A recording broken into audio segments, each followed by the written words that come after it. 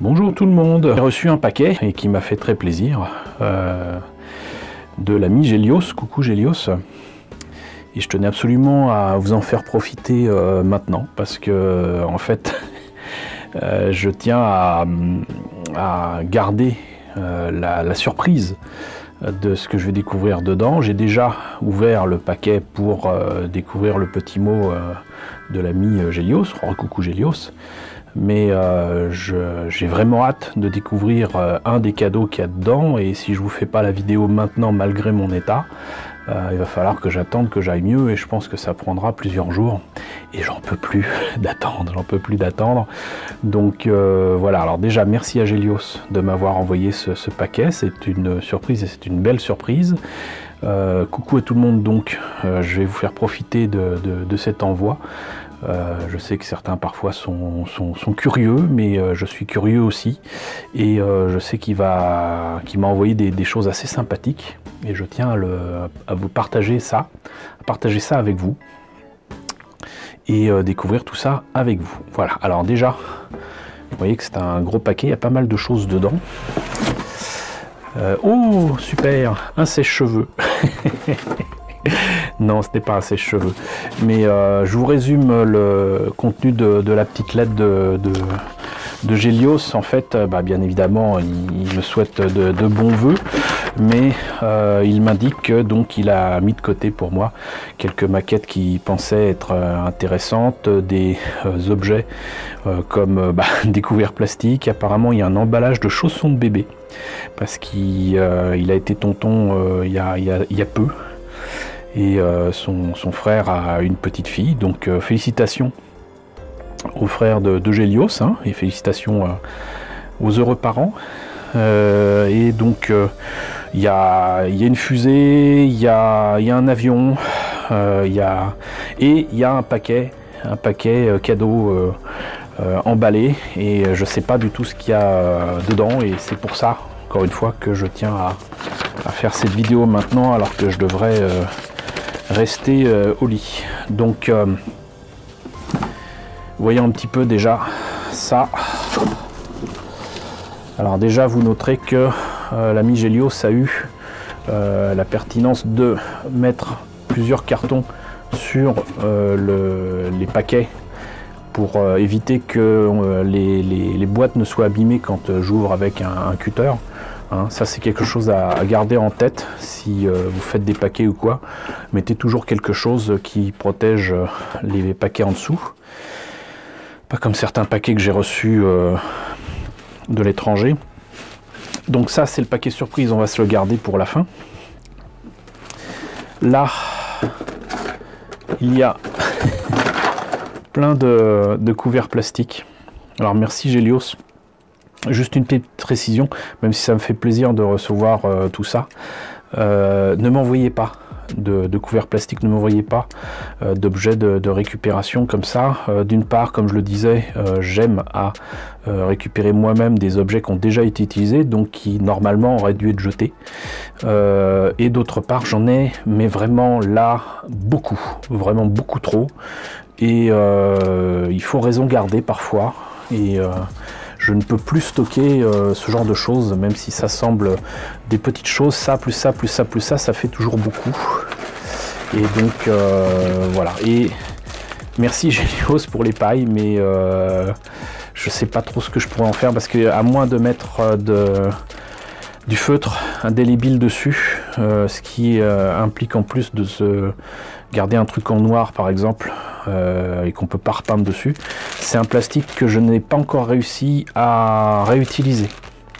Voilà, donc ça c'est quelque chose qui au final, à moins qu'on me trouve la formule et la peinture qu'il faut pour tenir dessus, normalement la peinture va tenir sur le moment, mais après elle va s'écailler, elle va partir.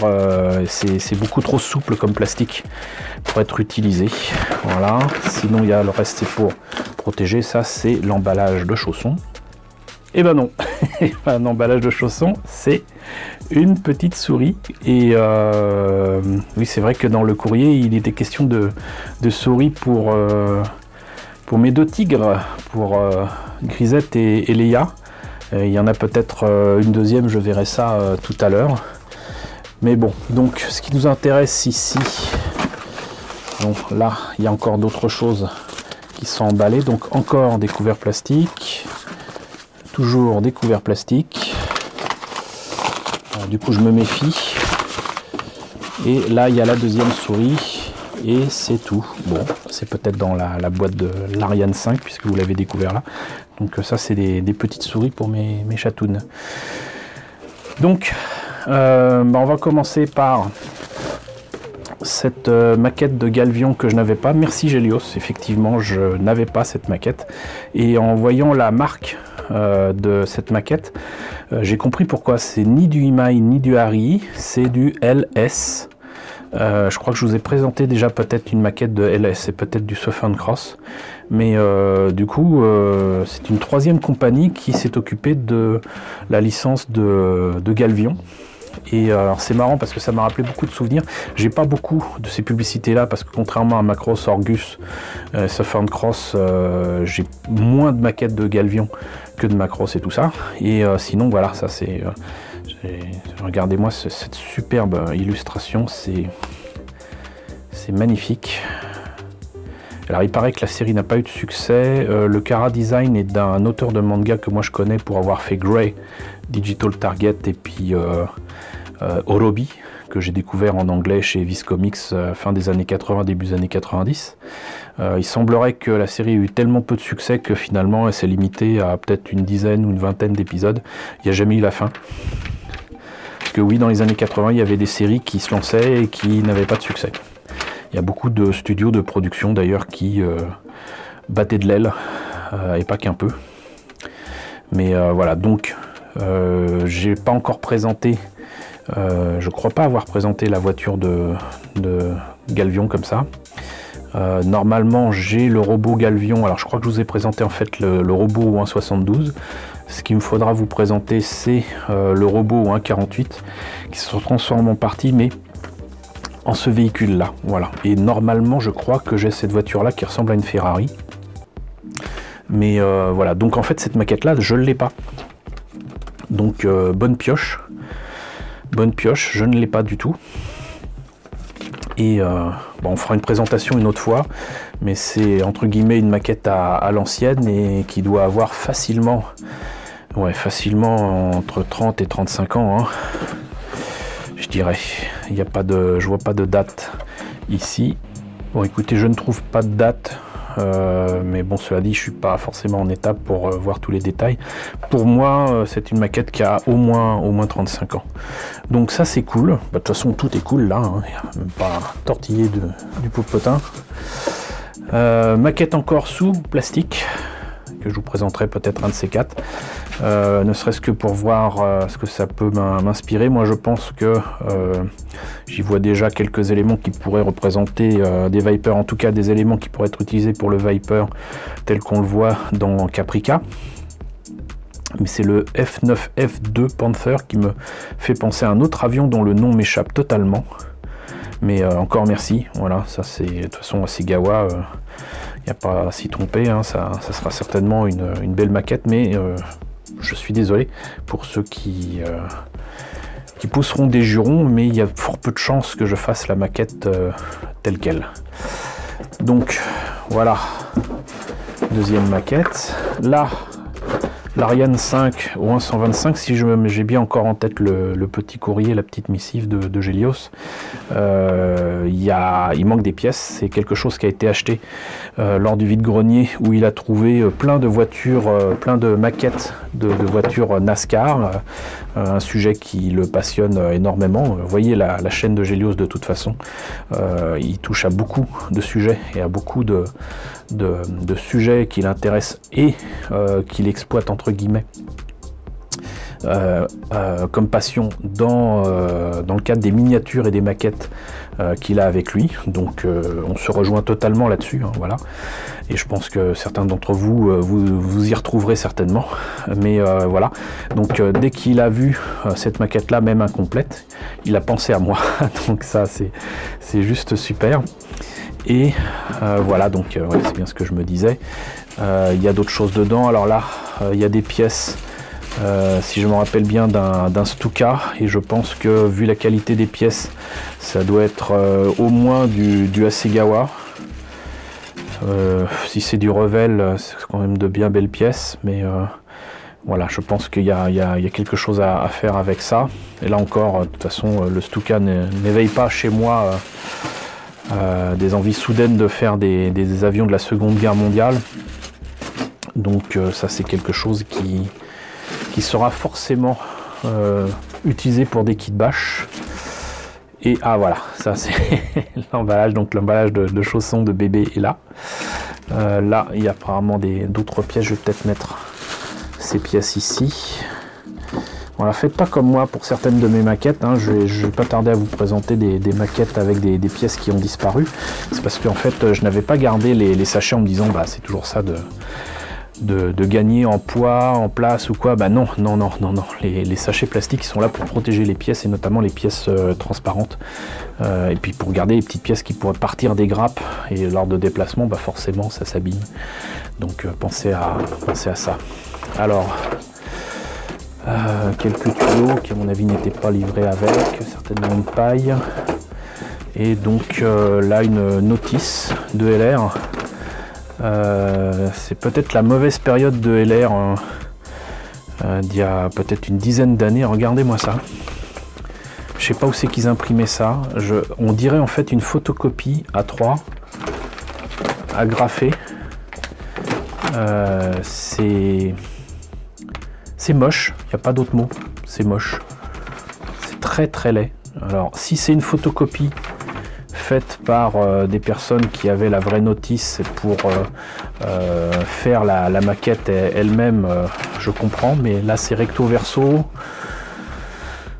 Il me semble que j'ai la même chose, si vous vous rappelez bien, je vous ai présenté des dinosaures LR qui étaient en fait de pédigré Airfix, et il y avait exactement le même genre de notice avec les dinosaures, et voilà, quand on en est à faire des notices de montage avec des niveaux de gris dégueulasses comme ça, c'est que soit on ne s'est pas passé par un bon imprimeur, soit on fait ça avec la photocopieuse du bureau, laquelle finit par fatiguer et n'est pas faite pour faire des niveaux de gris.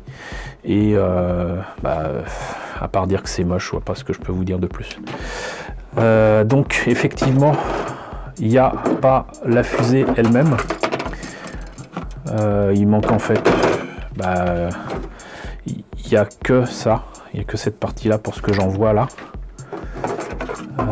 Il y a d'autres morceaux là qui sont un peu grossiers qui pourraient servir. Donc voilà, effectivement, bon, moi je sais ce que je peux faire avec ça. Je vois immédiatement ce que je peux faire avec ça. Là, vous voyez, avec cette forme-là, très sincèrement, si on rajoute ici une espèce de cockpit, ça peut faire une espèce de fusée à la Galactica. C'est juste dommage que les tuyères, là, apparemment, il n'y a qu'un gros trou ici, mais ça se trouve, la maquette était déjà comme ça au départ. Là, il n'y a rien, il n'y a pas de détails et que dalle. Donc ça, c'est... Je suis désolé pour ceux qui adorent LR, hein, mais pour moi, c'est typique, vraiment typique des produits LR. J'ai pas envie de pousser des cocoricots à ce niveau-là. C'est des maquettes peu détaillées, souvent à la qualité vraiment très très moyenne. Et non, c'est pas défendable. C'est pas défendable du tout. Donc ça, c'est pour ce qui reste de l'Ariane 5 avec un Stuka dedans. Donc il n'y a qu'une partie de la maquette, hein.